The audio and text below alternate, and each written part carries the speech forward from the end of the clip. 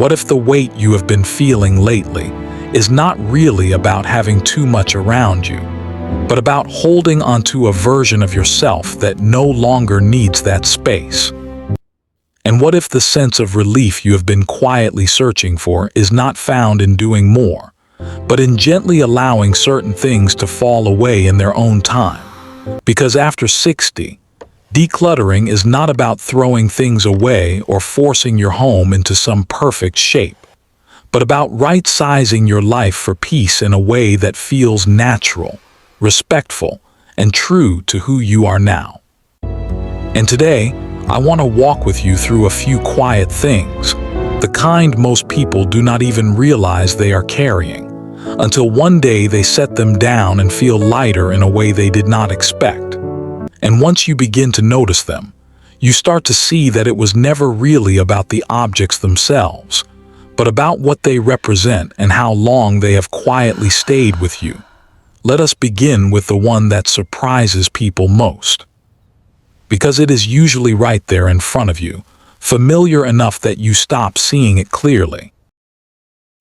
There is a certain kind of clothing that tends to stay in the closet long after it has stopped being part of your life, not because it is worn out or no longer useful, but because it represents a version of you that once had a very different rhythm, a time when your days were structured, your role was clear, and you were needed in ways that shaped how you saw yourself.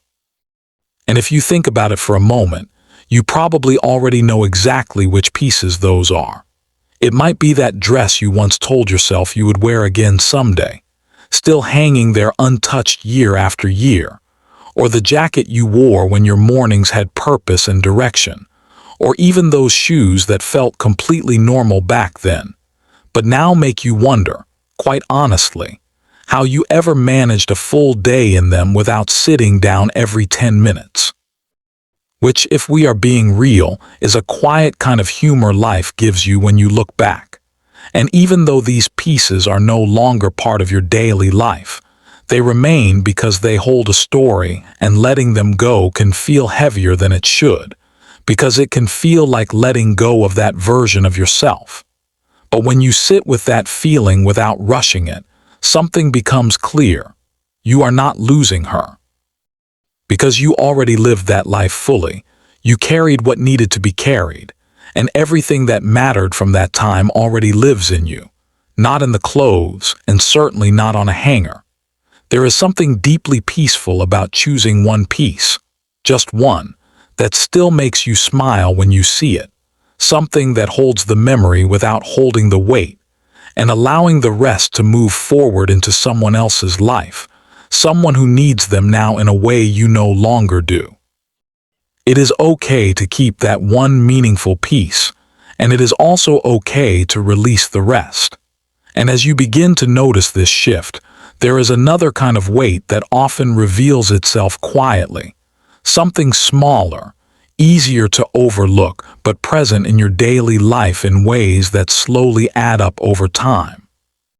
It often lives in drawers, especially in the kitchen, and you might not notice it until one day you open that drawer and realize that everything inside works. Yet somehow nothing feels simple, because there are too many options for something that should not require any thought at all. You might find 3 vegetable peelers, 2 can openers, and that one tool you have kept for years without ever quite remembering what it does. But somehow it has survived every cleanup because it feels like it might be important someday. And every time you reach into that drawer, there is that tiny pause, just a second, where you decide which one to use. And even though it seems small, those moments add up into a quiet kind of friction. There is something surprisingly satisfying about choosing one, the one that feels right in your hand, the one that works without effort, and allowing the rest to move on. Because when you do, the drawer does not feel empty. It feels clear. And that clarity creates a sense of ease that quietly follows you. And then there is another layer that many people do not expect, something that once felt responsible and wise, but now quietly takes up more space than it gives back. These are the things we kept for knowledge, for preparedness, for that sense of just in case, often appearing as manuals, old guides, stacks of paper, or books that once felt too important to let go of. And you might have a pile somewhere that has not been touched in years, yet still feels difficult to release. But when you look at it honestly, you begin to realize that it is not the paper you are holding on to, it is the feeling of being prepared.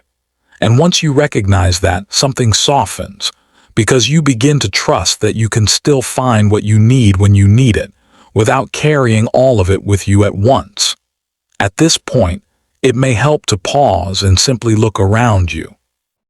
Perhaps at the surface of the table beside you, or the chair across the room, and gently notice what belongs there, and what might simply be staying there out of habit.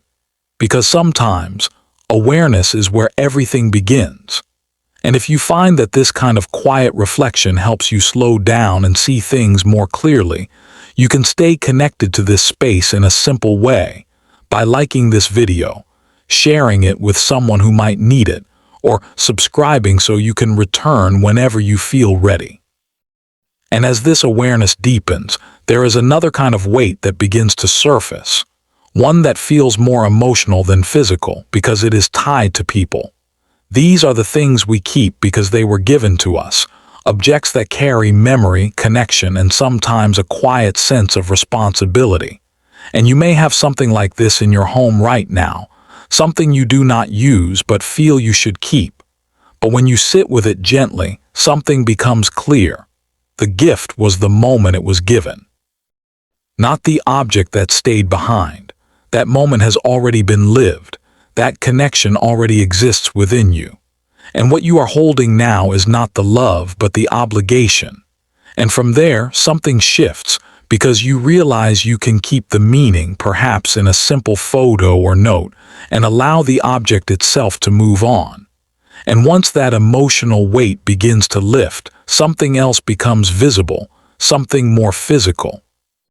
You begin to notice the furniture that once made sense but now feels like too much, a chair no one has sat in for years, or a table that makes the room slightly harder to walk through. Creating clear pathways is not just about how your home looks. It is about how your body feels moving through it. And sometimes, letting go of one heavy piece changes everything. And then in another corner of your home, there are quiet reminders of who you used to be, often in the form of hobbies you once loved. Supplies, tools, materials that once filled your time, now sitting untouched. And every time you see them, there is a small feeling. But it is okay to outgrow a version of yourself. You honored that hobby by starting it, and that was enough. And beyond that, there is the quiet habit of keeping things for emergencies, for just in case. Items that were once kept for safety, but have quietly remained long after they are useful. And holding on to what has already passed its time does not create safety. It creates weight. And finally, there is one more, the space we hold for others, not just children, but anyone whose life has passed through ours, leaving behind objects that quietly remain. And at some point, you begin to feel it, that your space is holding more of their past than your present. And when the moment feels right, you say it. I love you and I need my space back. And in that moment, something settles. This is not rejection. It is self-respect. In Japan, there is a quiet belief that space itself is something valuable, not empty, but something to be protected. And when your space begins to belong to you again, something inside you begins to feel the same way. And when you begin to let go of all these quiet weights, something changes. Your home feels lighter, and so do you. And you do not have to do everything at once. Because if you feel ready, just one drawer, 5 minutes is enough to begin. And if this time together gave you even a small sense of calm, you might choose to like this video, share it with someone who may need it, or subscribe so you can return whenever you feel ready. And before you go, just take a quiet moment and ask yourself, what is one thing you could let go of that would let you breathe just a little easier?